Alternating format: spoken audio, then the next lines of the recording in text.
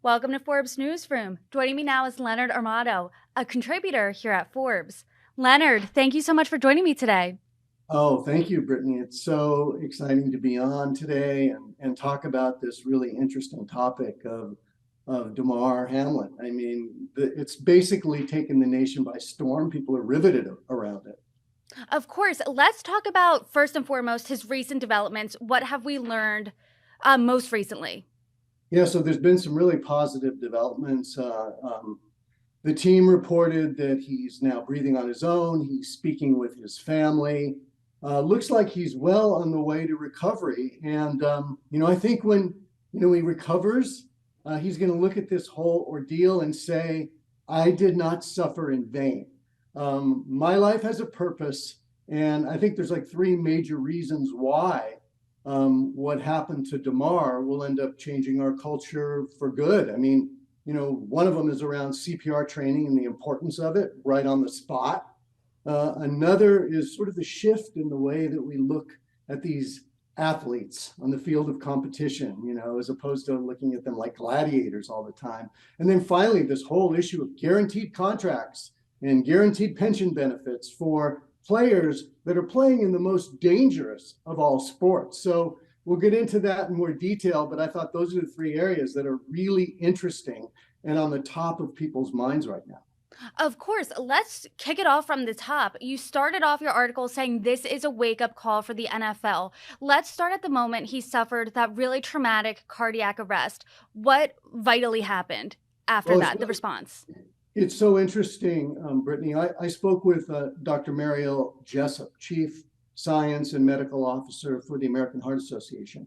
And she said that immediate attention, CPR and defibrillation and all those things are absolutely essential in saving lives. And luckily in this instance, the NFL was ready. The Cincinnati Bengals staff raced to the field and administered CPR. His heart was actually stopped and they got it going again. But just think about all those kids that are playing all over the country, athletic endeavors, football, basketball. And if this happens, CPR training, according to Dr. Jessup, is absolutely essential to saving lives. So that's one of the important messages that has come out of this tragic situation. You also said this is going to inspire a shift of how we look at players. Can you speak more to that? Yeah, so it's really interesting because, I've represented many, many NFL players in my career.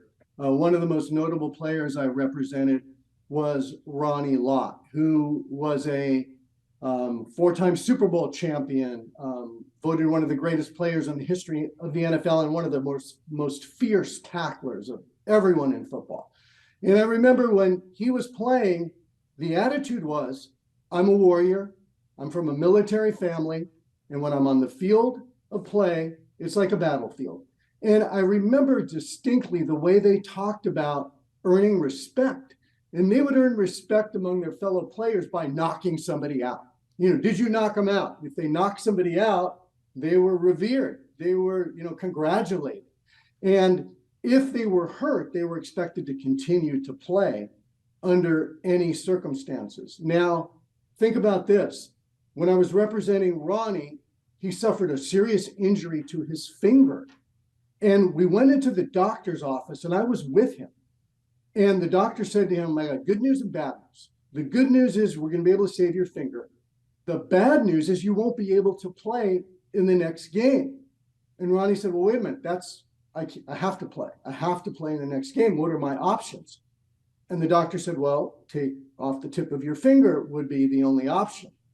And he looked at me and he said, what shall I do? And I said, oh, wait a minute. I would never recommend that you cut off your finger. He says, no, cut off the finger, doctor. I have to play. Now, when Ronnie was asked about that years later, what he said was, I saw my other fellow players playing through injury, broken bones on the field. I'm from a military family, and this is like battle. And I'm a soldier, and I got to go out there and do it for my fans, do it for my team, do it for my family. That was the attitude. We're gladiators, he said. But looking back, he said, we need to have more compassion brought to the game. So it's really interesting, Brittany. Yeah, a word that you used in your article a few times that stuck out to me was gladiators, describing these professional players as someone who's on the battlefield. Now, looking back years later, does Ronnie Lott regret this decision? Yes, he said, I do regret that decision. I mean, he's lived with it and he's put it behind him. But he said, I was thinking to myself as a gladiator, we need to bring more compassion to the game. Now, think about how that basically relates to what happened to Damar. Think of the NFL's history. Go back to ancient Rome. The gladiators, they died, they carried them off. The next one came in and they fought to death and then they carried them off. That was sort of the mentality. But think about the NFL's history. Many years ago, there was a guy who died on the field through a heart attack. And, that's his name was Charles Frederick Hughes. They just carted him off. There's a famous picture of Dick Butkus looking at him and just sort of like, okay, he died of a heart attack, get him off the field. There's a very famous Jack Tatum hit on a guy named Darryl Stingley, which left him paralyzed for life. He was in a wheelchair until he died at the age of 55. He was carted off the field. The game went on. And this happened over and over and over again in the NFL, where serious injuries occurred and the game went on. But in the case of Damar Hamlin, the game stopped.